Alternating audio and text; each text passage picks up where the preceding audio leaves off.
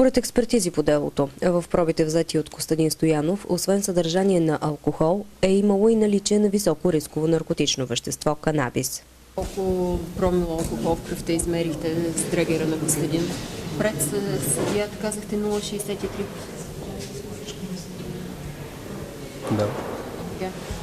След като премазал бебешката количка с 11-месечната Красимира, Стоянов се обадил на свои колеги гранични полицаи.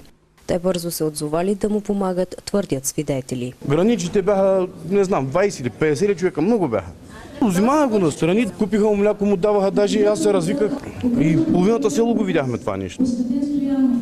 Адвокатът на подсъдимия заяви, че искат нови експертизи, тъй като не са съгласни с констатациите за наличие на алкохол и наркотични вещества. Самият Костадин бе лаконичен. Съжалявам, но нищо няма да ви кажа. Съжалявам. Имаше доста време да помислите. Какво мислите сега? Ма не искам да ви кажа нищо. Нищо няма да ви кажа. Изненадва поведението му, че е много спокоен, почти непреклонен към това, което е направил, а че непрекъснато искат се нови и нови експертизи. Може заради униформата си да застане съвсем достойно, да се извини и да каже, че ще поеме изцяло вината си. Родителите на бебето са конституирани като частни обвинители в процеса. Не искам да му казва нищо. А ти какво искаш да му кажеш? И аз нищо не искам да му казвам.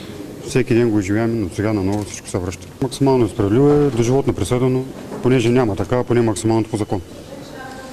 И надявам се, че съда ще уважи това наше желание. По закон за престъплението се предвижда от 5 до 15 години лишаване от свобода.